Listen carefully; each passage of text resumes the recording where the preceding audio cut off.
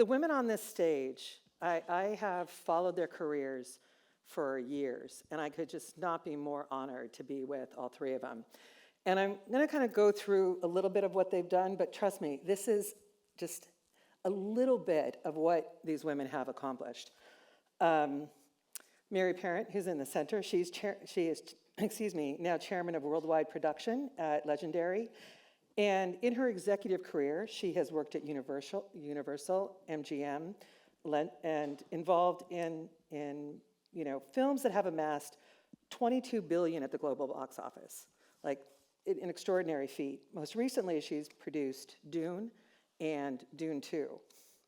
Sue, who's at the end of the couch, she started her career at United Talent Agency and became co-head of the TV Lit department there, which I'm sure her career as an agent very much helped her when she went to and became president of HBO Entertainment. And she was there until 2013, and when she left HBO, she joined Annapurna Pictures.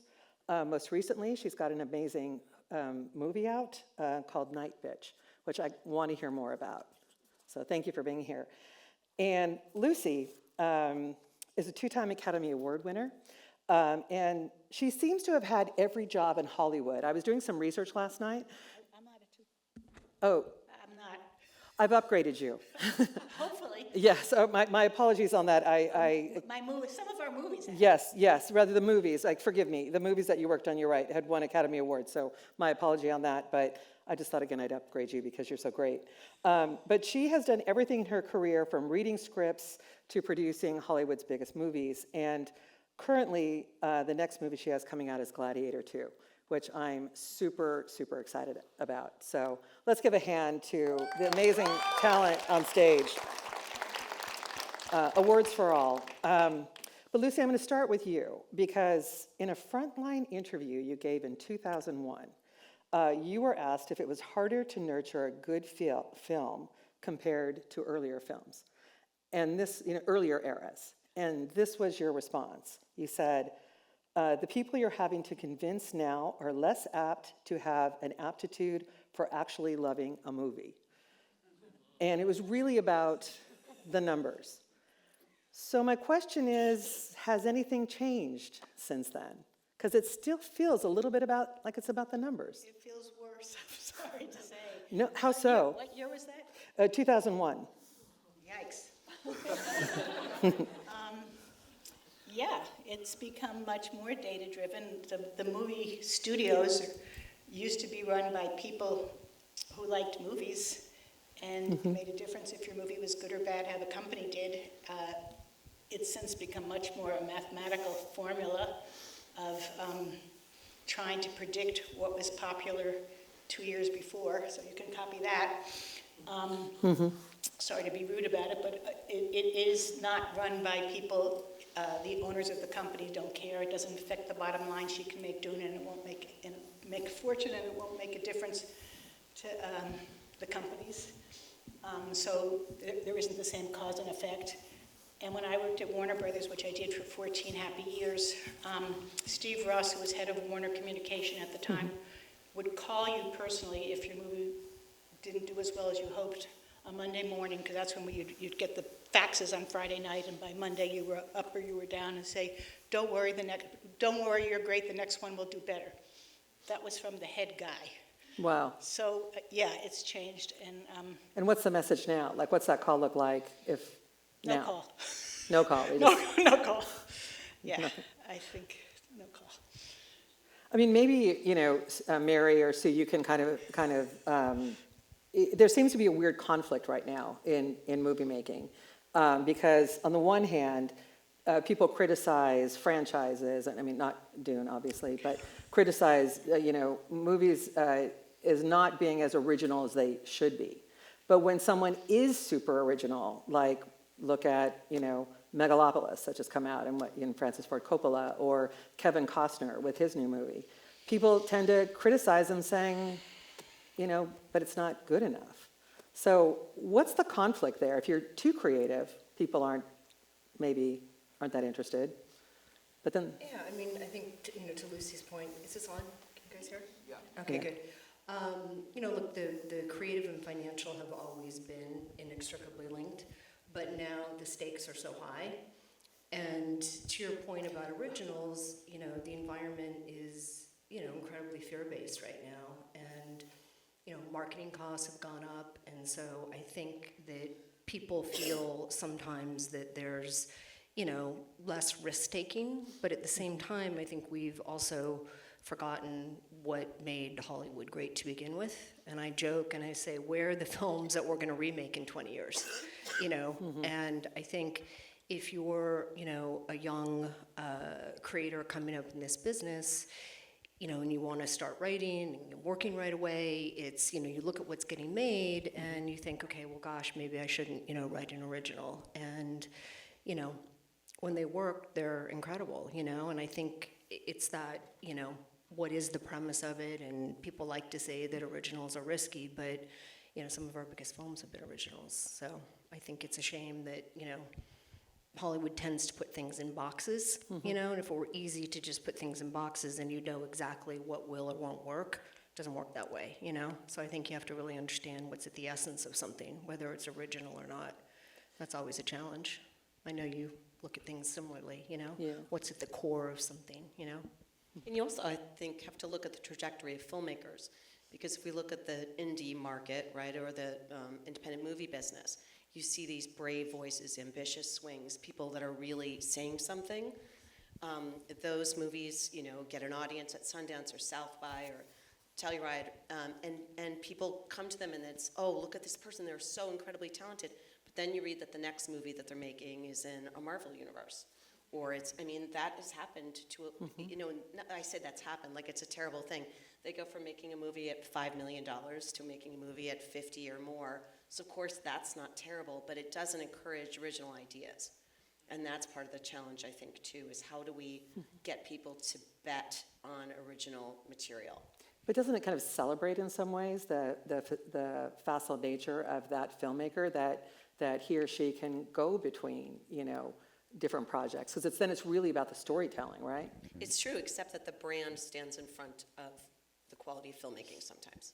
So how does a movie like, Barbie, for example, break through? I mean, obviously it's original, but it's still based on a brand. Yeah, it all starts with the talent. I mean, that's at the end of the day, we're nothing without the writers, the directors, the actors, right? That's Right. at its core, and I think that movie is a great expression. There's many different versions of what Barbie could have been, and it started, obviously, Margot is a real hands-on producer, her and Tom, and Greta, of course, had a really clear vision for what she wanted to do within that IP, and it shined through, And it had quality. I mean, that's the part that you can never underestimate, is pure talent, actually having an environment where it can actually thrive and be allowed to express itself and be encouraged to do that. And that goes to the questions about the financing of how expensive movies are. So obviously, if you have to make back $200 million on a movie, you get less of a chance to play around. We've watched The Relish, with which, and I haven't seen either one of them yet, embarrassingly, but Megalopolis or The Joker, the thrill the people that the media is having tearing these things down. Why, I would say why, especially Francis put his own money in, foolish or not, that was his decision to do. But I do think quality, there is no substitute for it, and Barbie was deeply original in its conception, and it was allowed to be and encouraged to be. So, thank God some things are able to break through like that. But until we have a way to make movies less expensively, or sell them less expensively, or let the filmmakers have the share of the profits they used to have, where they could, I think we will suffer from not having people that want to have cause and effect and results in their own success, to be able to celebrate their own success, may turn to other fields if they can't get a piece of the action of the stuff that they do create. Just putting it out I agree there. with you, Lucy. I think budget's the biggest enemy right now to filmmaking, for sure. You kind of touched on this idea, and it's been talked about a lot today, on corporate consolidation and how technology has upended jobs. the producer job is kind of interesting because you have to talk to people. It's not, you have to, manage budgets. It's not, it doesn't seem as dependent or as at risk to AI. But is that true? For one reason, it's true. The job of being a producer, I don't think can get replicated by AI, because our job is to change jobs every 3 seconds and try to figure out what the most important thing is to pay attention to, so you don't mess up that thing while you're paying attention to something else that won't be as important, but there's no guidebook, so you're always having to pivot, my new favorite word that I got from Sue. However, if there aren't any movies, then we don't have jobs. So all the other people that are needed to make movies have to be able to keep their jobs so that we can have people to make movies, so then we can have a job. Right, because your jobs are under pressure. It's not just in terms of, studios not being as generous with deals. There was a piece recently in the New York Times which talked about how, you couldn't hire as much staff. There was this whole organization, which I don't know if you guys are involved in it, called Producers United, which was a bunch of producers who got together and said, we need something basic like healthcare, or we need, some kind of guarantee that we can stay, kind of flush while we're getting our movies made. Are you guys participants in that? And if or so or not, how do you guys protect yourselves economically? Everyone's looking at me. All I'm going to say is be very, very scrappy. I mean, I've read a lot about Producers United, and I've gotten emails from them. I haven't gone to a meeting yet, and I don't understand all that they're about right now. But, my kids sometimes ask me what a producer does. Many people can, ask you what a producer does, and it's incredibly hard to define. Mm-hmm. As Lucy said, it's like it is a lot of, okay, I'll go do that. You sort of have to know how to do everyone's job, and you have to know how to solve problems in every single direction. It's really, really difficult. But there are also stages of producing, right? So in the development stage, which I think is part of what Producers United is making the case for, is development fees. You can work on, well, Mary, you were talking about a movie that you are getting to make, that you were talking about the journey to get it there. It can be years. Mm-hmm. And if your sole job is a producer and you're not at a company, you're not on salary, you don't have health care, it's a really, really difficult life. And I have friends who I really deeply admire who stay in the independent film space, and I just sometimes don't understand how they do it for years and years and years, because it is like rolling that rock straight up above your head every single day, and there is no health care, there's no guarantee, and there's no compensation until something gets made. It's a tricky job.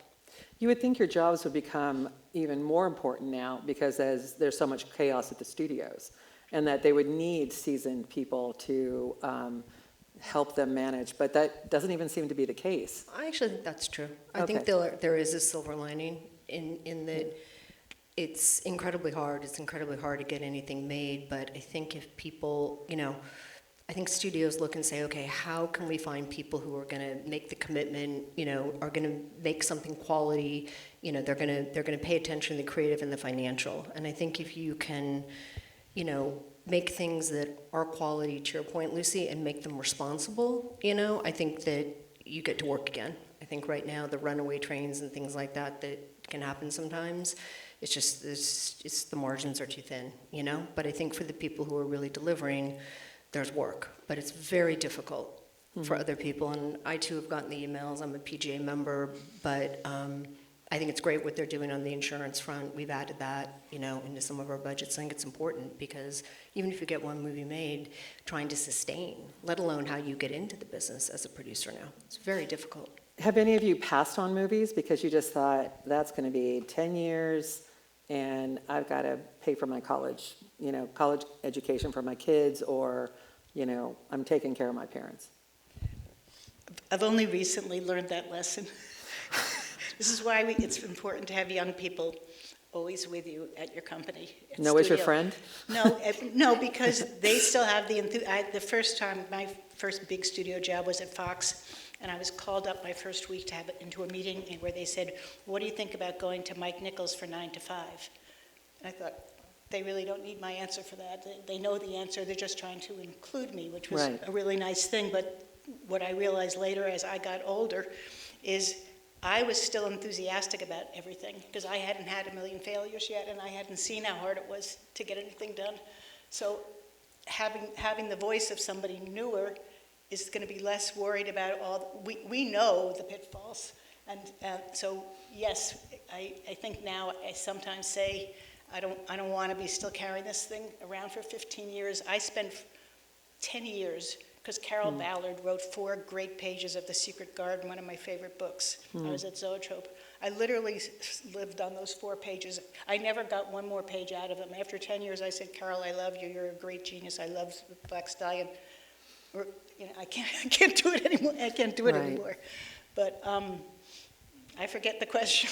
That's the answer. No, it was a great answer. You answered the question, so it's perfect. But where are you finding talent these days, both to work with you and also, for projects? So like, What's the question, where are we finding talent? yeah, where are you finding talent? Like, where are you finding the younger producers? Do you find that there's a, Listen, it's really tricky. I started as an executive. I started at New Line, which was, I think it's interesting, a lot of us that started at New Line, you got to learn how to actually make movies and you sort of functioned like an independent producer. It was nobody's first stop. You really had to have a plan creatively and financially, why it should be greenlit. DeLuca was a very generous boss to all of us. It was a great place, but I had an executive career before I chose to produce, and so that allowed me, to come later and have more financial stability. I think it would be very difficult. You have to really, it's a massive commitment, and you have to be clear on why you're doing it, that you truly love it, and it used to be that you could apprentice with people and come up. There were production companies, there were jobs, and all of that has changed. A lot of people coming from the independent world, that world's challenged, but still, it's definitely a path for people. And a lot of times it's people, partnering with directors or writers, people they've met in film school.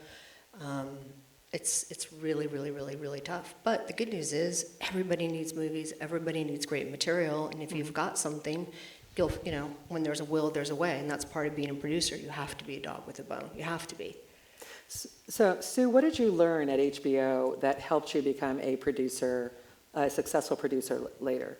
Well, this is such a great question because I think about it often, in those kinds of jobs, which are a privilege, and it was so much fun to work there, but when you leave and they kind of say, well, you should make a producing deal. And I remember saying, but I don't know anything about how to produce. And it's such a common move, and people just make these deals, and these deals are announced. But I have a kind of personality where I could never in a million years step onto a set and say that I was a producer unless I had really done the graduate school work of learning how to produce. Which a lot of women have that. Yeah, so you have to hit the ground, and you start working on a show, and at that time, it was primarily working television, although I made my first independent movie during that time, too, which is really, really difficult. But you have to learn every facet of it, and it's constant. I'm still learning in the jobs that I'm doing. There's never one right way to do it, so it's a constant challenge. But it's not an easy fit. So what did I learn from being at HBO and moving to being a producer? What I would say, and I know it's really strange, is if I could do my whole career over, I would start with producing, and then I would move to agenting, and then probably end at HBO. Why? Because I think how you learn how to produce would have affected how I gave my clients advice about the kinds of projects they should do, how I could give them advice about how to get something made.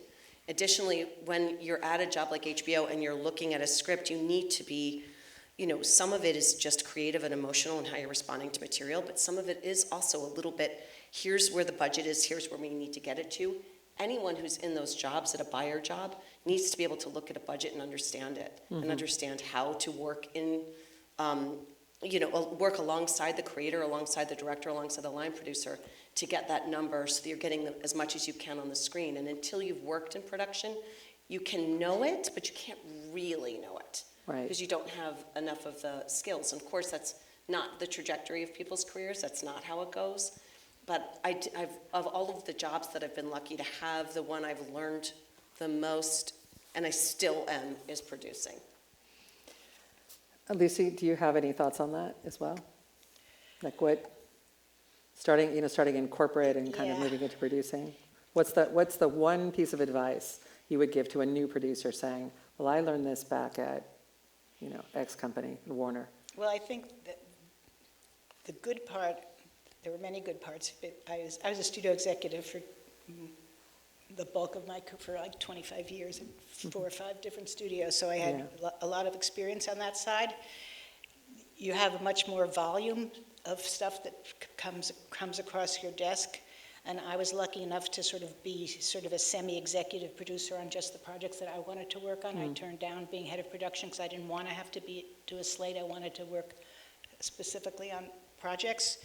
I think the biggest difference is between being a buyer and being a seller. When you're a buyer, things are coming at you, and you get to pick and choose, and you have the might of a big company behind you, which is very nice to say, Legendary or HBO or Sony or whatever we've all said. Then hustling to make something happen. But the thrill of being a producer, since we've talked about the hurdles, is the making something from nothing, starting with a little idea that strikes you, or something that you read, or a character you can't get out of your head, or any of those things that you love, and being the person that lights the original match, and then keeps that flame going the whole time. I started to hate being in the room with a lot of business guys saying no. Is why I finally said, what am I doing in this room? This is the room of the people saying no, and I like to be in the other room. Get me out of this room into the room where I get to say yes, and how to make something, and I want to make something great, as opposed to how do we cut here, how do we cut there. So I think the being a seller is a much more scrappy.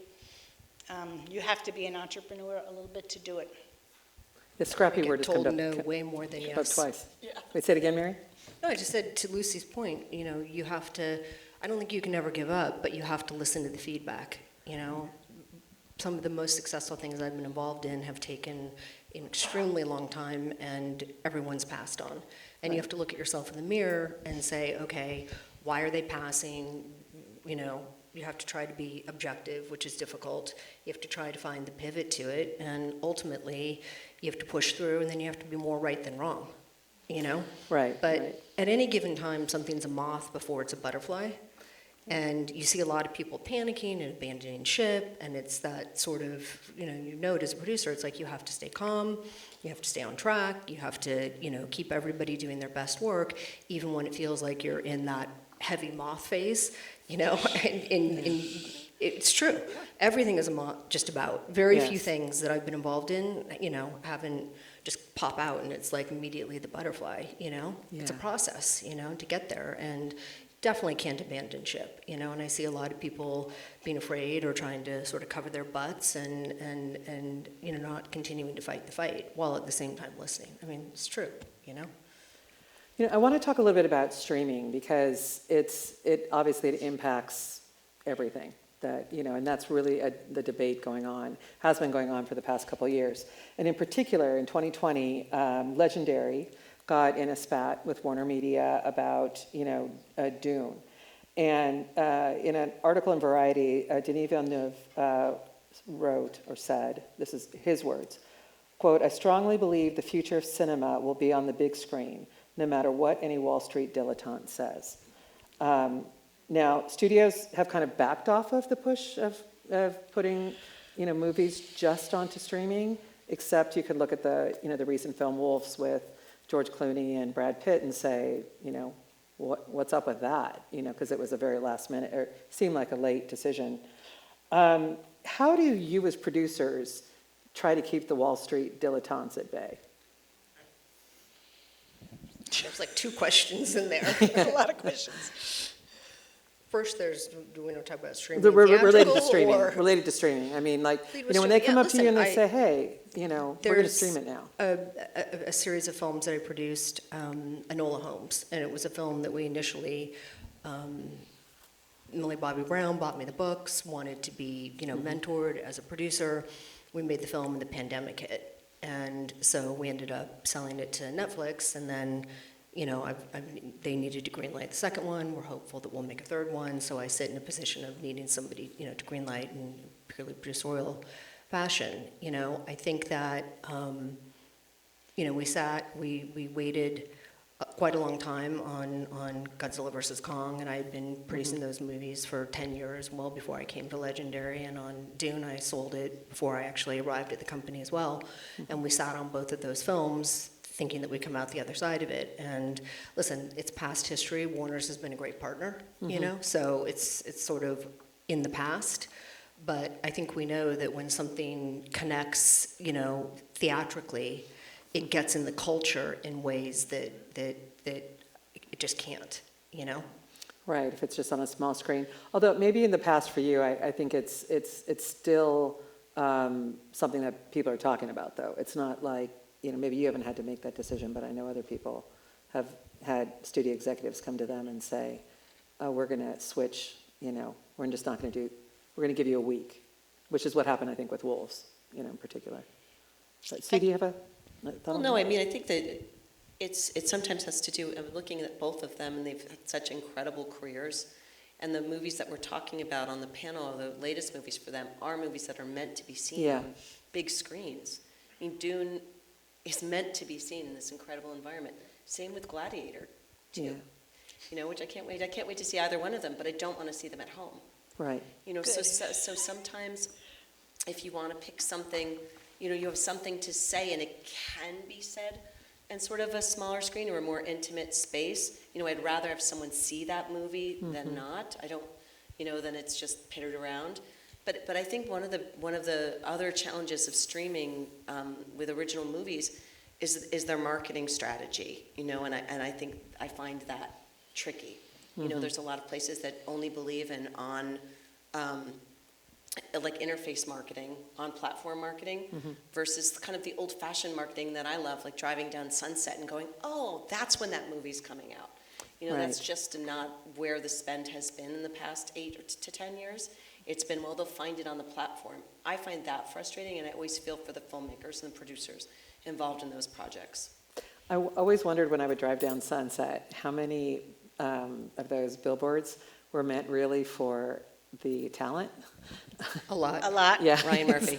Like 80%? Because Yeah. I'm like, well, why aren't they putting them in Peoria? Where, I know. but Stanley- like you say that about Wolves, but I don't think a lot of people knew exactly when it was premiering. yeah, that's fair. That's completely fair. Expensive to market, Say it again? No, I was saying it goes back to something that Lucy mentioned, and I very much agree with. It's like, unfortunately, as the business has gotten harder, just the cost of goods has gone up. So to make things and to market things is more expensive than it's ever been, and it's really unfortunate because it does put pressure on certain things getting made, because people are excited to take a risk if you can make it for X, Right. but it doesn't cost that. And so there's a lot of stories that don't get told that deserve to be told based on budget. There's many clever things you can do, but at a certain point, things cost what they cost within reason. You can make trick deals, all kinds of things that we all do, I mean, when was the last time you guys made something where you didn't have to get clever on the budget? I mean, it's part of the job. I was going to say something that might sound a little renegade, which is I think it's not wise to only, echoing something that you said, wise to only think about it as stream or don't stream. Some things Yeah. have a much better shot streaming, some things don't. They deserve other things. Our business, which is putting entertainment in front of people, has been going on for literally thousands of years, where there were some performer with some people sitting in a circle telling a story, to the Greeks and the Romans, and what the people did in the arena is not that different than we're going to try to give you guys next month. Same kind of stuff. Yeah. To the silent movies, to vaudeville, to the silent movies, to the talkies, to the having your movie be on VHS, then having it be on DVD, and then having it be on a streamer, having your movie not be a movie, be a 6-part TV thing.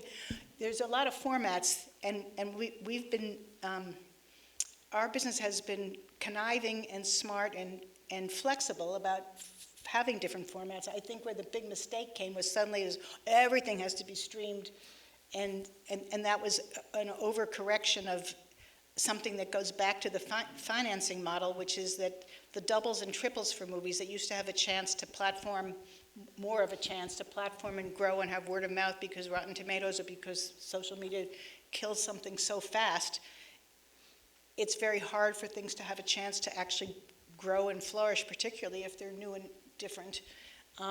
So I would hope that things could survive on many formats and that they don't, people still go to Broadway shows, even though they Right, go to yeah. movies too. We do both. So I hope that we don't have to have it be either or as much. I know we have a lot of discussions at the Academy about what qualifies as a movie and how long it would have to run to qualify as a movie in an actual theater. And then what if you're the poor guy or girl who worked 5-10 years on the movie, and then the studio says, well, we're selling it. So Right. that's not what you started off doing, and it isn't your fault. And then we said, okay, well, maybe then if it got into some festivals, or if it was released in some part of the world, how do we accommodate people who did good work, and maybe the system no longer is protecting it? It's interesting because things seem to kind of move through culture so quickly now. Too It's fast. like, it's for me as a movie lover, like I love movies. And I love the big event, right? I'm super excited for Gladiator 2. Thank you. Beyond excited. I loved Night Bitch. It didn't seem to have that kind of feel that you felt with Dune, like it's coming, but when it came, I was just grateful to have it. And with Dune, again, there's a sense that I was seeing something bigger than myself. There was inspiration. And I think sometimes when we're just kind of chewing through, binging, whatever we're binging, I'll go back and watch something and I'm like, oh, I didn't see that. And I'm like, well, yeah, when you watch 4 hours of something, you're gonna miss something, right?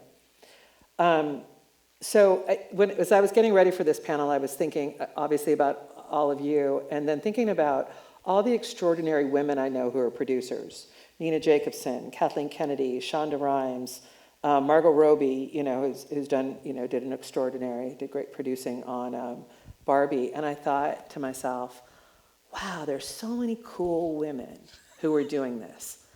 So then I thought, go get some numbers, go look at the numbers. And there was a recent study out of San Diego State University that said the percentage of female producers has grown only 2% between 1998 and 2023. And I kind of thought to myself, like, what? Like, why? That's 7 people that I've just listed right here. Why is it so? Why aren't we seeing it in the numbers? Even though we're seeing women, really doing huge films. It's a whole panel on that, right? Yeah. We're sitting in the DGA theater. Should we talk about the women in the DGA? I think I was looking at the numbers, they were like 3%, I think. The biggest gain what I read was directors, where there was an increase of 7%. So, and then we're looking at the... That was 2 people. That turned out to be like 3 Yeah, exactly, people. 2 people, exactly, you're right. But even though it's a big topic, I'm just kind of curious on your view, because I personally, I don't understand it. It's a puzzlement. I was president of the Producers Guild for 4 years, and the Producers Guild is almost 50-50 men and women. Yeah, And yet we see Gina Davis started this whole thing, and because she couldn't get any parts, but right. it's baffling. I think obviously there's an unrecognized bias that's a bigger hurdle, and I think every woman producer, maybe in every field, says, okay, I know I have to do it better than somebody else if I want to get my spot, and plenty of them do it better than other people, and some don't. But I can't answer it. I do not understand why those numbers don't go up. Do any of you? I think it's multi-causal. I remember that I've only, in my entire career, only one film, and it was in 2012 when I produced Gareth Edwards' Godzilla, where myself, the line producer, and the UPM were all women. Patty Witcher, Ian Stone Street. And it's never happened again. Wow. It's only been one time. I think it's a combination of things. I know Kathy was very much a mentor for me, coming up. I think there weren't as many paths in that regard, and I think there are now, but I think it's harder to get in. Yeah. So I think that's just a big problem in general right now, is that the paths that used to exist don't, and I think that's really impacted everything. But certainly producing was massively dominated by men, for a long, long time, especially on bigger films, which was always what I wanted to make. And so always Right. felt like, other than as I gave that example, very few women. But I think it kind of goes back to what we were saying in a part of the what Producers United is trying to do, which is for financial stability, producing's not it. It's not. It's a difficult job to do in that regard. And I think you have to make careful when you're crewing up. You have to make choices around it. And you mentioned Tonight Bitch. There's all women producing it. Obviously, a woman directing it.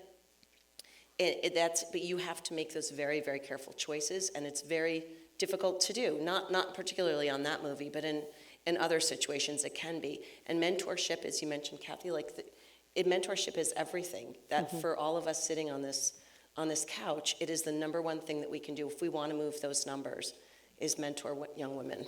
We can also try to, which never seems to happen for also no good reason, the fact that you can't work mostly in California if you want to produce a movie means that if you're a mother with children, you have to travel. And that's a big disincentive. And it used to be, in my recent memory, where you make two or three. Oh, sorry. I just said that if you have children and you have to travel to produce a movie, it used to be that you could make a movie in the state of California. And there were times where we had two movies at a time going on the lot where our office was, where our kids could come and visit. We'd walk across the lot, take a little golf cart, and visit our own sets. Right. That does not happen anymore. So one thing about choosing life as a producer, as a woman, is you will have to, if your children aren't really young and can come with you if they're in school, it's a big problem. So they should have more jobs in California. Yes, more jobs for. Good luck on that. I don't see that coming anytime soon. Yeah. I cannot thank you again for you all being here. And I wish we had another hour to talk about, the filmmaking itself, your movies that you guys have coming out or are already out. Again, thank you so much for your time. Everybody, look at these ladies. Thank you. Thanks, Laura.